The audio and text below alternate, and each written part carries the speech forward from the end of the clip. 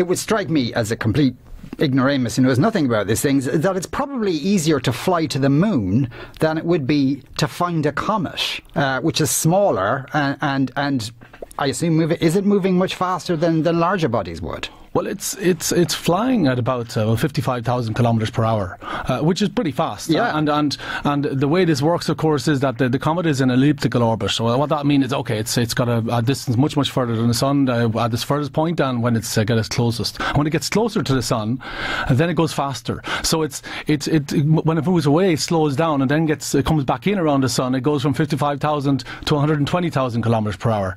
And what we did with Rosettta was to swing by the Earth 3 times, by Mars once, to speed it up, because you can only go a certain speed when you leave the planet, in order to catch the comet. And we didn't just catch it, but we landed on it. Right, and taking into account the fact that the size of it varies depending on where it is on its journey. It's gradually getting smaller. Yeah, how big is it? It's about 4 kilometres, more or less, but it's gradually getting smaller. I mean, a comet is an icy body. In comparison, you might have heard of meteorites, for example. Everybody's heard of meteorites, the flying stars, but shooting stars. Well, these originate from asteroids, and asteroids are just pieces of rock, huge pieces of rock or metal flying between Mars and Jupiter. Well, comets are different. Comets are made of ice and dust, and in fact, the dust they have is carbon based, so it's like coal.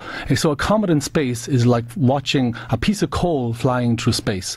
And so in the end, the idea is to arrive there and to watch how this piece of coal, which has ice inside, is gradually releasing the ice that is made of, because it doesn't change into liquid. Ice in space changes directly into gas. The dust is trapped, so you get this huge tail left behind as the comet, this icy body, gets closer to the sun, and we're there too with a side by each. The size of that tail varies presumably dependent on the distance to and from the sun. Yeah, so we arrived at the comet when the comet itself was still inert. It was pretty much sleeping, because it was so far away. It was so cold.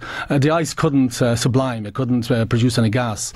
And we did that in order to be able to have, let's say, a safer surface to put the lander on the surface, the Philae lander. We landed the Philae lander, and then we just tracked the comet as it went around the sun, watched it, let's say, getting warmer, and seeing exploding rocks, ice rocks and dust flying from the comet, and we were flying through dust storms. And it's extremely dangerous, very challenging, but very exciting to work on.